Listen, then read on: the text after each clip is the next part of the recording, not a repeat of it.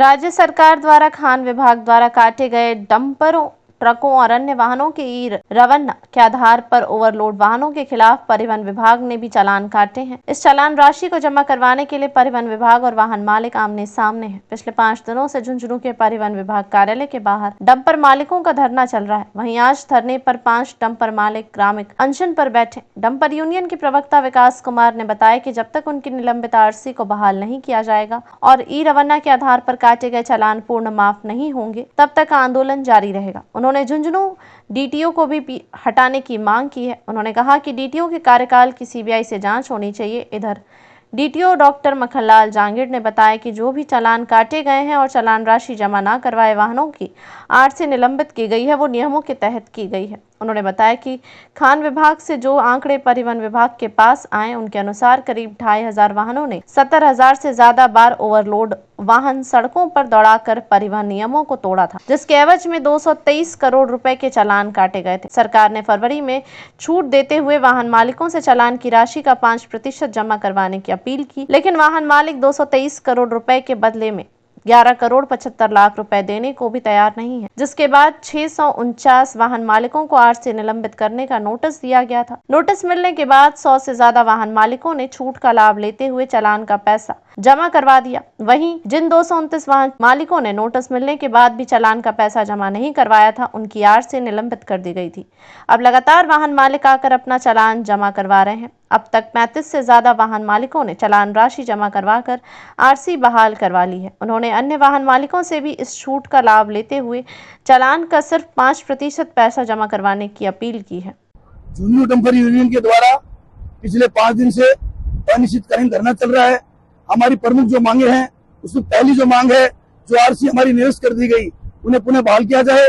दूसरी जो मांग हमारी, जो ई रवाना चालान के नाम से, अवैध वसूली के नाम से जो बड़े बड़े रवाने काट दिए गए, जुर्माना लगा दिया गया, उसको पूर्णतः माफ किया जाए।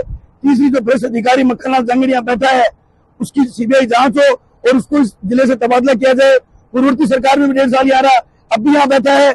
उससे आम व्यक्ति नहीं, आम जन का, छोटे टेम्पो स्कूटर ड्राइवर से लेके मैं बोलूंगा टेम्पो ट्रक चालक से की भी लोगों से वसूली करता है वो। और उसका सबसे बड़ा भंडाफोड़ कब हुआ? 2 महीने पहले। मैं मीडिया को बताना चाहता हूँ कि जो पुराने स्कूटर थे, उनके पुराने वीआईपी नंबर, विंटेज नंबर को इन्होंने बैकडोर से पैसे लेकर बेचने का काम किया है। और जब हमारी आरसी निरस्त हो गई, तो ये जो हमारी गाड़ियां खड़ी आप रोड की दोनों तरफ दाएं और बाएं 700 गाड़ियों की आरसी निरस्त हुई है, वो बिल्कुल लावारिस हो चुकी हैं। हम बिल्कुल त्रास्त हो चुके हैं और आत्महत्या करने पर मजबूर हैं। हमारी एक ही मांग है सरकार से कि जल्द से जल्द ये झुंझुनू जिला, जो किसानों का जिला है, शहीदों का जिला है, फौजियों का जिला है, शिक्षाविदों का जिला है, और यहाँ पर बड़े बड़े वीर पुरुष भी पैदा हुए, महापुरुष भी हैं, इसलिए इस जिले के साथ ये न्याय न हो। पूरे राजस्थान की जो कार्रवाई है एक तरफ और 50% कार्रवाई झुंझुनू जिले की एक तरफ। कार्मिक अनशन के पहले दिन 3 व्यक्ति बैठे, कल संख्या 5 की थी और आज 7 की हुई है। अगर नियंत्रण चलता रहा तो एक दिन ऐसा आएगा जिस दिन आप मीडिया वाले भाई पहुंचोगे तो निश्चित तौर पे 500 आदमी आपको मिलेंगे। और कार्मिक अनशन से काम नहीं चला तो भूख हड़ताल भी की जाएगी। उन्होंने कलेक्टर साहब से बात की, उसके बाद कलेक्टर साहब ने एसडीएम साहब को भेजा, उसके बाद कोई निर्णय हमारे पास नहीं आया, इसीलिए हमें यहाँ बैठना पड़ रहा है। वार्ता में कोई अधिकारी नहीं आया हमारे पास अभी तक। केवल हमने जब किसी को ज्ञापन दिया, एसडीएम को दिया, कलेक्टर को दिया, लेकिन सुनने को कोई तैयार नहीं। सबसे बड़ी विडंबना इस चीज की। खान एवं भूविज्ञान विभाग तथा परिवहन विभाग के सॉफ्टवेयर आपस में जुड़े हुए हैं। हमारे माननीय यशस्वी मुख्यमंत्री जी का ये प्रिय सपना है कि प्रदेश जो है वो अवैध खनन तथा ओवरलोड परिवहन से मुक्त हो और एक हादसा रहित प्रदेश का निर्माण हो। इसी क्रम में जो है खान एवं भूविज्ञान विभाग तथा परिवहन विभाग के सॉफ्टवेयर आपस में जुड़े होने के फलस्वरूप जब भी कोई ई रवाना कटता है तो उसकी सूचना परिवहन विभाग के सॉफ्टवेयर पर आती है। गाड़ी कितनी ओवरलोड है उसकी सूचना हमारे पास आती है। उसके आधार पर इनके ई रवाना चालान बनाए जाते हैं। ये पूरी प्रक्रिया ओवरलोड को हतोत्साहित करने के लिए अपनाई गई ताकि सड़क दुर्घटनाएं कम से कम हो। उसके पश्चात सरकार ने जो है वो अपने फरवरी 2025 में अमनेस्टी स्कीम जारी करी, जिसमें समस्त ई रवाना चालानों का निस्तारण 5% राशि जमा करा के करवाए जाने का प्रावधान किया गया। इस योजना का हमने व्यापक प्रचार प्रसार किया। इस प्रचार प्रसार के फलस्वरूप बहुत सारे लोगों ने अमनेस्टी योजना का लाभ उठाते हुए अपना 5% पैसा जमा करवा दिया। हमने इसी क्रम में बहुत सारे वाहनों को नोटिस इश्यू किए उनके वाहन स्वामी को नोटिस इशू किए कि भाई आपके विरुद्ध इस प्रकार से जो है इरोना के चालान बकाया हैं और आप उनको जमा कराइए। साथ में ये कि भाई आपने बॉडी में कोई परिवर्तन किया है, यदि आपने नहीं किया तो अपनी गाड़ी चेक करवाइए।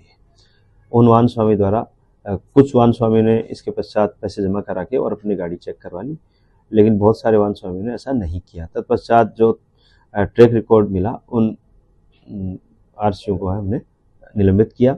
229 आरसी निलंबित हुई थी, जिसमें से अभी तक 35 आरसी वाहन स्वामी द्वारा अपना इरोना का जो पैसा है वो जमा करवा दिया गया और एमनेस्टी योजना का लाभ लेकर और उन्होंने अपना चालान निस्तारित करवा लिया और अपनी गाड़ी जो है उसका इंस्पेक्शन करवाने के पश्चात 35 आरसी बहाल हो चुकी है। अब लगभग 195 आरसी सस्पेंडेड है। तो मैं तो ये कहूँगा कि ये सब नियम कानून के दायरे में किया गया है, राजहित और जनहित में ऐसा किया गया है। सभी वाहन मालिकों से, चालकों से मेरा अनुरोध है कि आप नियमानुसार जो अपना चालान प्रशमन राशि जमा करवाएं और अपनी गाड़ी चेक करवा के अपनी आरसी को बहाल करवाने की प्रक्रिया